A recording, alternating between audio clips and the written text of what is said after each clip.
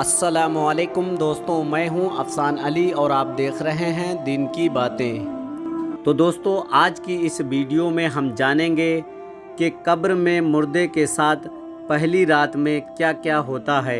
आइए जानते हैं इस वीडियो में। मौत क्या है? अल्लाह तबारक व तआला का इरशाद है, कुल्लू नफ्सिन जायकतुल मौत। हर नफ्स को मौत का मज़ा चखना है। हर शख्स यानी कि मर्द या औरत की उम्र मुकर्रर है, ना उससे घट सकती है और ना बढ़ सकती है। जब ज़िंदगी का वक्त पूरा होता है तो हज़रत इज़राइल अलैहिस्सलाम रूह निकालने के लिए आते हैं। उस वक्त मरने वाले के दाएं बाएं जहां तक नज़र जाती है, फरिश्ते ही फरिश्ते दिखाई देते हैं। मोमिन के पास रहमत के फरिश्ते होते हैं और बआसानी रूह निकल जाती है, जैसे आटे से बाल निकाला जाता है। और अगर मरने वाला नाफरमान या काफिर होता है तो आजाब के फरिश्ते नज़र आते हैं और रूह बहुत सख्ती से निकलती है। फरिश्तों को देखने के बाद तौबा कबूल नहीं, क्योंकि उस वक्त छुपी बातें वाज़ेह हो जाती हैं। मौत के मुतालिक हदीस शरीफ, जब इंसान मर जाता है तो उस आलम से मुंतकिल होकर आलमे बरज़ख में पहुंच जाता है। ख्वाह अभी उसे कब्र में भी ना रखा जाए या आग में भी ना जलाया जाए, उसमें समझ और शऊर होता है और आजाब के दुख, दर्द और आराम व राहत को महसूस करता है। रसूलुल्लाह सल्लल्लाहु ताला अलैहि वसल्लम ने फरमाया कि जब लाश चारपाई वगैरह पर रख दी जाती है, उसके बाद कब्रिस्तान ले जाने के लिए लोग उसे उठाते हैं। अगर वो नेक था तो कहता है कि मुझे जल्दी ले चलो, और अगर वो नेक ना था तो घर वालों से कहता है, हाय मेरी बर्बादी, मुझे कहाँ ले जा रहे हो। यानी कि फरमाया कि इंसान के सिवा हर चीज़ उसकी आवाज़ सुनती है।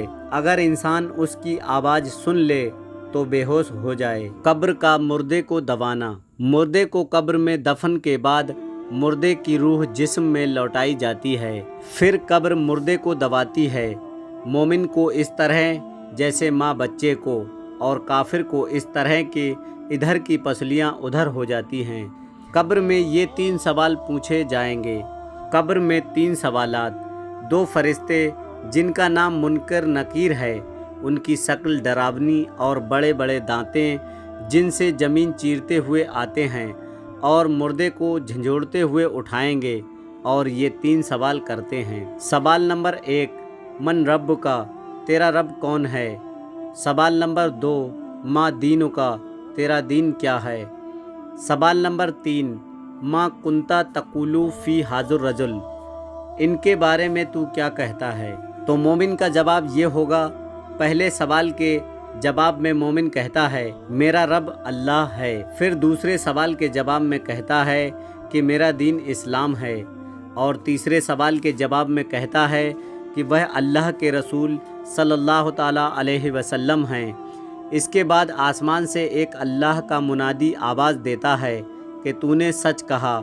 सो इसके लिए जन्नत के बिछौने बिछा दिए जाते हैं और जन्नती कपड़े उसे पहना दिए जाते हैं और जन्नत का दरवाज़ा खोल दिया जाता है और हद्दे निगाह तक कब्र वसीह कर दी जाती है।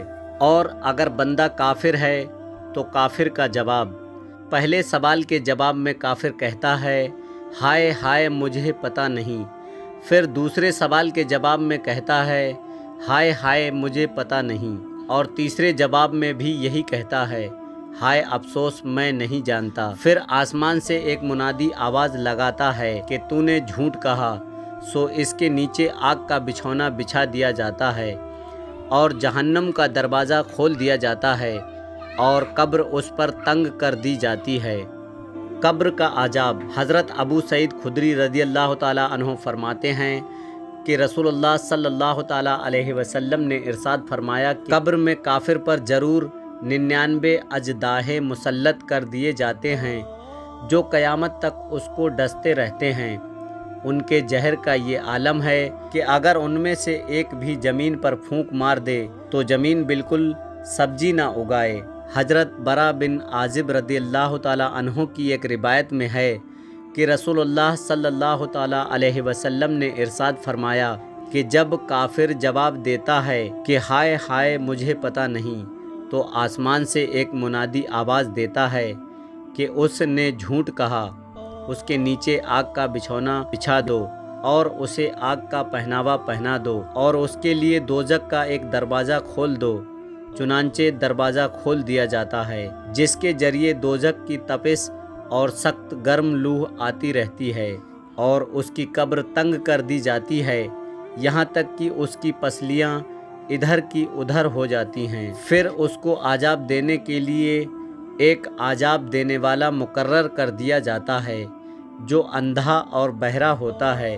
اس کے پاس لوہے کا گرج ہوتا ہے، جس کی حقیقت یہ ہے کہ اگر پہاڑ پر مار دیا جائے تو پہاڑ ضرور مٹی ہو جائے۔ پھر ارشاد فرمایا کہ اس گرج کو ایک مرتبہ مارتا ہے تو اس کی آواز انسان اور جنات کے علاوہ پورب پشچم کے درمیان ساری مخلوق سنتی ہے۔ ایک مرتبہ مارنے سے وہ مٹی ہو جاتا ہے اور پھر روح لوٹا دی جاتی ہے۔ اس کی دلیل ابو داؤد۔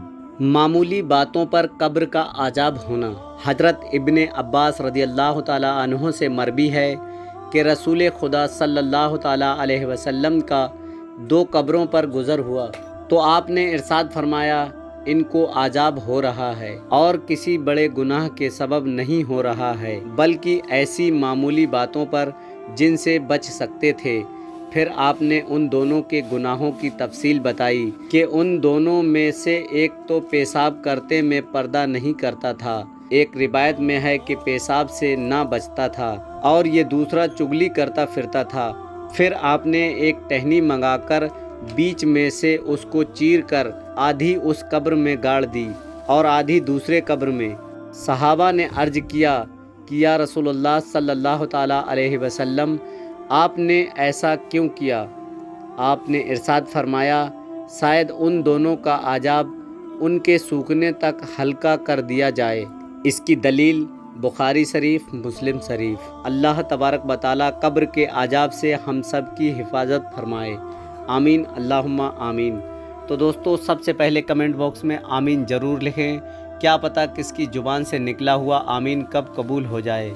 تو دوستو اگر آپ کو یہ ویڈیو پسند آیا ہو تو پسند آنے کی صورت میں اس ویڈیو کو آگے شیئر ضرور کریں، کیونکہ اچھی باتیں سن کر آگے پہنچانا صدقہ جاریہ ہے اور اس کا اجر اللہ تبارک و تعالیٰ دے گا۔ اگر آپ کے شیئر کرنے سے کسی ایک نے بھی ان پر عمل کر لیا تو اس کا ثواب آپ کو تا قیامت تک ملتا رہے گا اور میرا یہ ویڈیو بنانے کا مقصد بھی کامیاب ہو جائے گا۔ ملتے ہیں اگلی ویڈیو میں نئے اسلامک نالج کے ساتھ۔ دعاؤں کی گزارش۔ اللہ حافظ۔